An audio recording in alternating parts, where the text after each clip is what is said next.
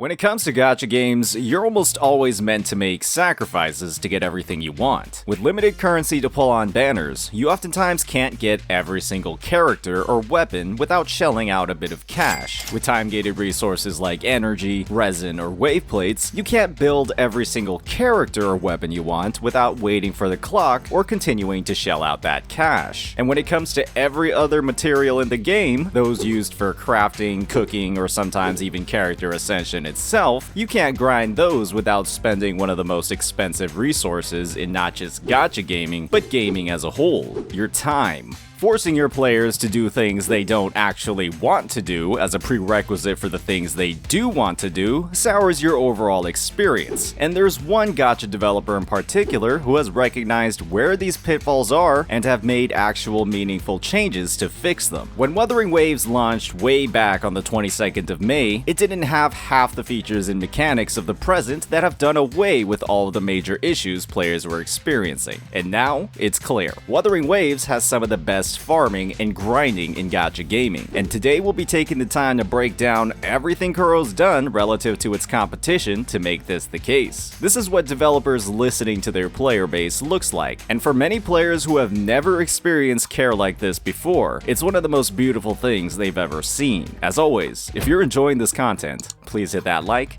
and subscribe button. One of the greatest features that Kuro added to streamline farming in version 1.4 was something that players had been asking for since the launch of the game: incentives and rewards for repeatedly clearing the elusive realm. This game mode is easily one of the most replayable experiences in the game, with so many different characters and combinations of upgrades that make all of your runs, as long as you're fully utilizing this massive roster of characters, completely different from all the ones prior. Previous versions of this roguelike mode could have all of their rewards redeemed in less than 6 or 7 runs spread across the entirety of the 40-day patches. And when every run after that wasn't giving additional rewards and players had plenty of other resources or materials they had to grind in the overworld, that meant that players, in a lot of ways, were punished for doing something they enjoyed doing, simply because they were wasting time that could be spent grinding exiles for rings or TDs for echoes. Kuro did away with this sacrificial dynamic in one of the most player-friendly ways possible, giving rovers the opportunity to claim up to 12 weekly rewards consisting of everything you could dream of farming in the overworld, every possible cost of echo, every overworld ascension material, and perhaps most importantly of all, every type of mob upgrade drop. What this meant was that for the average player who wasn't trying to min-max every character's echo build or level up every character to 90 as soon as possible, the elusive realm could be a complete substitute for any grinding they needed to do in the overworld. When farming mobs like exiles were widely considered one of the most inefficient and unrewarding activities in the game, with the only defenders of this grind being players with way too much time on their hands, it's clear that Kuro listened to the right part of the player base when making these changes, simply giving players a far more time-efficient and engaging way of progressing their roster. And the best part about all of these weekly rewards? They only added to the baseline gameplay and methods. Players that loved endlessly roaming the overworld, clearing it of all its spawns, be it enemies or fragrant herbs, could keep on doing those exact same things. All they did was provide an option for players who didn't have that much time to dedicate to the game on a daily basis. But even if you were someone that did, Kuro also provided plenty of tools like advanced enemy tracking and the most simplified, effective form of resource location we've ever seen. Other developers in the industry, on the other hand, have clearly demonstrated they don't really value their players' time at all. The biggest and oldest example of certain developers absolutely wasting their players' time is easily the integration of talent materials in Genshin Impact. Hoyoverse's implementation here is one of the most dated and player-unfriendly in gacha gaming, with up to 3 arbitrarily assigned books, each available on a separate day of the week, multiplied by every region in the game. Knowing this, Genshin's talent development system is one of the most absurd, time-wasting headaches that any player could have experienced since 1.0, and with the devs' undying loyalty to this insanely dated system, that headache has only gotten exponentially worse with every new region they've added to the game. Unless you're willing to remember the now 6 different books that get cycled through every day of the week, it's mandatory that you use some kind of external resource or third-party planning to even level your characters up and make them usable in content. And we haven't even talked about the worst part of this system: the fact that Hoyoverse releases releases new limited characters or reruns on the days that their talent materials aren't available yet. Imagine taking the time to pre-farm your character to 90, but since Hoyoverse decided to grief you with their farming restrictions, you can't actually use that character until 2 days later because you didn't have any of their talent books. The fact that something like this could happen in 1.x was ridiculous, and the fact that it can happen more than 4 years later, it's clear that the Genshin devs don't rank their players' enjoyment of the game very high on their list of priorities, and their commitment to one of the worst mechanics in gacha gaming across more than 4 years of service is pretty much all the evidence you need. Wuthering Waves, on the other hand, they solved their player base's issues with character pre-farming less than 6 months into their launch, all with the release and pre-release details for Camellia. With Kuro's combative stance against leaks announced in version 1.3, many players worried that a lack of information on Ascension materials would create a sizable delay in how fast they'd be able to get new characters up and running. That desire for immediate gratification, in some players' eyes, outweighed the obvious damage that leakers and their illegal actions inflicted on Kuro games. So Kuro did what they do best. They satisfied every part of the player base by providing a massive amount of pre-release information across every part of Camellia's character, allowing players to get a big head start on the pre-farming and limit the headache that comes with wave plate expenditures. When you also factor in the huge simplifications Kuro made to the upgrade materials as well, like making skill upgrades and weapon upgrades share the same exact material, rather than the convoluted system from Genshin Impact that adds the exact same daily restrictions of their character talents to their weapon ascension as well, you don't need an Excel spreadsheet or a third-party tool to have any idea of what you're farming or who you're farming for on a daily basis. And there's way less room for waste due to farming the wrong domain by mistake, or even over-farming after a few lucky gold drops. Wuthering Waves respects your time. What's clear from the design of Kuro's baseline systems, combined with every new feature they've added to the game, is that they're constantly looking for ways to improve the player experience. And the best way they've done that is by limiting the time players are spending on things they don't want to do. When you look at the integration of features in games like Genshin Impact, it's clear that most of their arbitrary restrictions serve only to extend your playtime, create FOMO, and heavily inconvenience the player. It's incredibly ironic that one of the Genshin devs' reasons for never expanding on their endgame was the anxiety they'd inflict on the player base, especially when their integration of talent and weapon materials, complete with over 12 unique materials that get cycled through every day of the week, is one of the most anxiety-inducing things we've ever seen. Kuro's genuinely only made the game better with every feature they've added in development and across release. If you're playing a game more simply because you're navigating the annoying obstacles that the devs have intentionally put in place, that's not a valuable use of your time. It's insane that some devs have done more in 6 months than others have done in 4 years. That's what it's like when the devs actually play their own game. As always, if you enjoyed this content, please hit that like